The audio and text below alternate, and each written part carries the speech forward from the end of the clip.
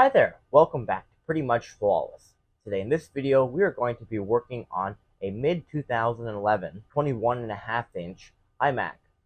Let's get into it. One word of caution I want to warn you, the viewer, about is this is a bit of a mid to advanced project because it does involve unplugging lots of different connectors and taking the motherboard out of this computer, so it is a little bit challenging. So I would recommend that you have a little bit of experience with taking circuit boards out of devices before you tackle a challenge like this. Alright, let's get into it. Alright, so before we begin disassembly, we're just going to confirm that all the power's off. I'm going to hit the power button here, and nothing should come on. I have it unplugged. We'll give this a couple minutes to cool, and then we'll start taking it apart. Alright, so now we can begin disassembly here. So, what we're going to do is we're going to take a suction cup, and we'll just attach it to one of the corners of the screen here, and we'll just gently pull back. This is glass, so we want to be gentle.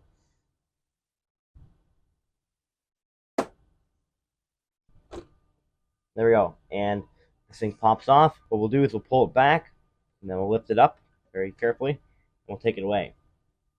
Alright, so now we have this off. This thing's attached by magnets. That's why it is a little bit difficult to get off. Alright, so the next thing is the screen itself. So there's 8 screws around the outside. You can see on the screen right now where they are roughly. So we'll take those out.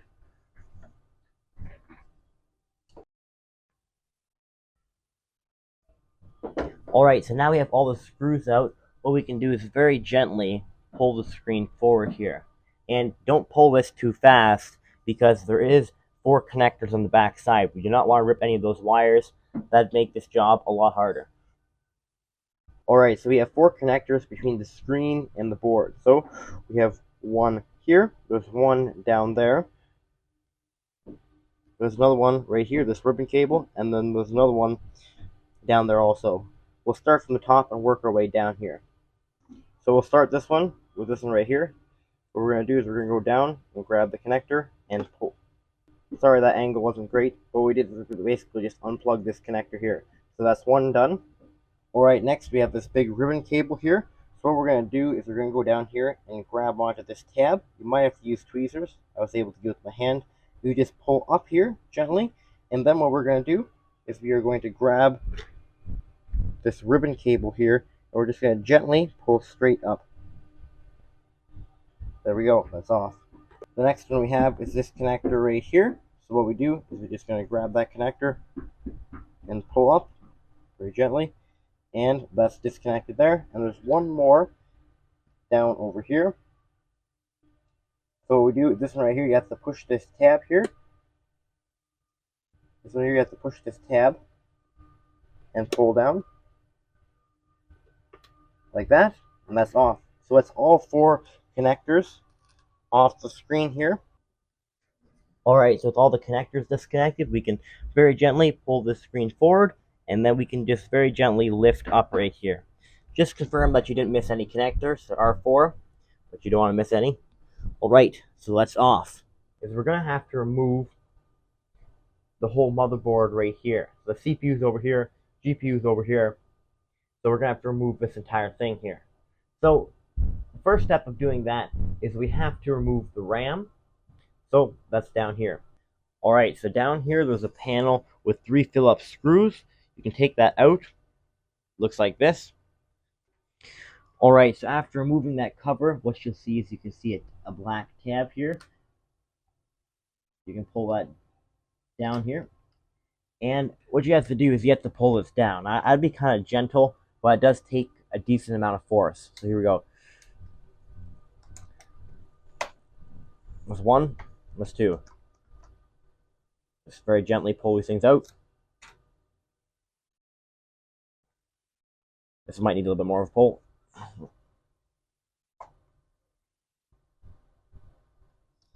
There we go.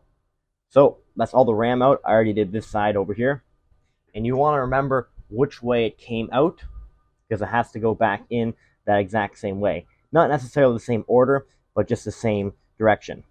So what we'll want to do now is just disconnect some of the connectors on the board, just because this whole board right here is going to have to come out. And then after that, we can start undoing some screws and we can pull this back up and out. So we'll just look around for some connectors and unplug any of them that we see.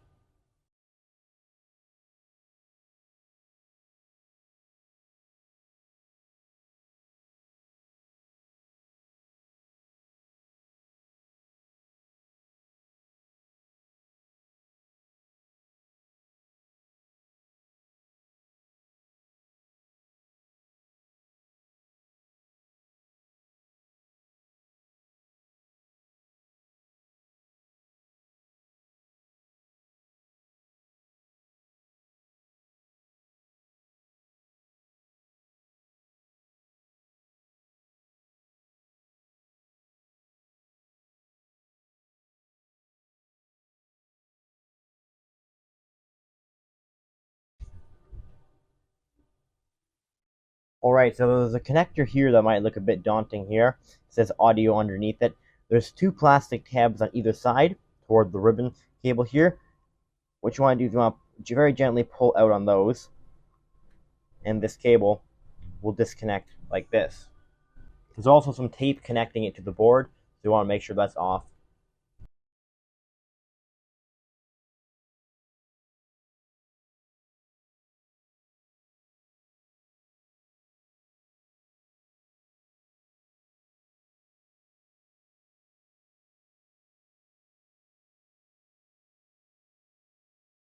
But what we're going to do is we're going to unscrew this, and then we're going to gently pull this thing up. It takes a T8 screw here, and now what we can do is we can just very gently pull this thing up, and that's disconnected. Good.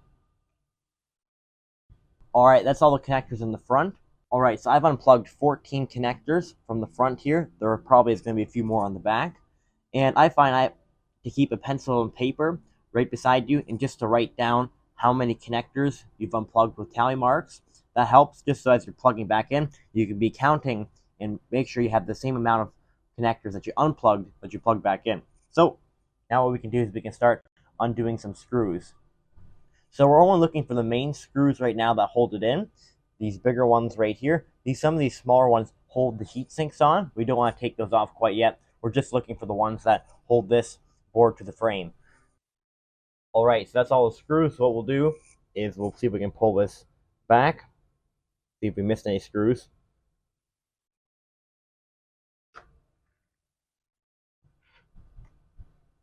Now we gently want to pull this back because there is probably some connectors at the back here.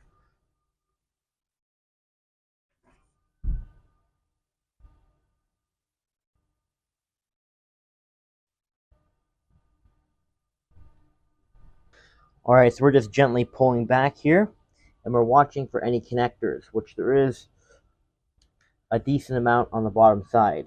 So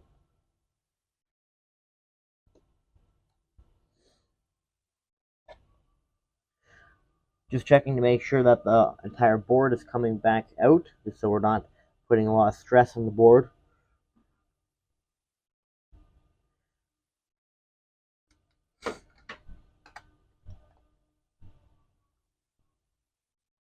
Now we're going to try gently pulling up on the board here, just so we can get a bit of better access.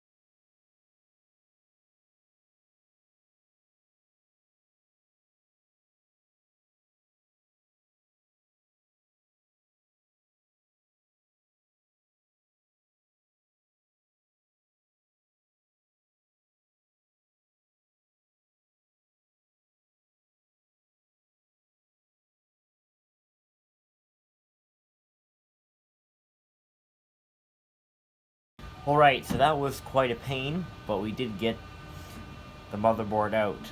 Very good. So I ended up with 19 connectors all across the board. 4 were at the back, and then the rest were at the front.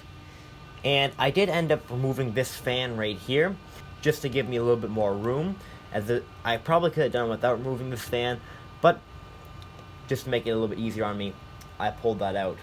So here's what it looks like without the motherboard. And there is also quite a bit of dust on these fans, so that's another thing I'm going to have to clean up here. So that's good. Alright, so I did not record the reinstallation of the board.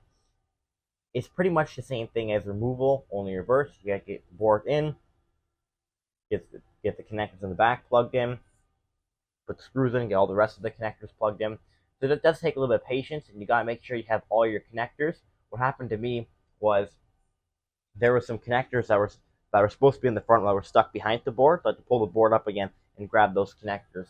So you just gotta make sure you have all your connectors all around the board. So thanks for watching this video today. Hope you learned something. If you did, please subscribe. That'd really help my channel. And I'll see you next time.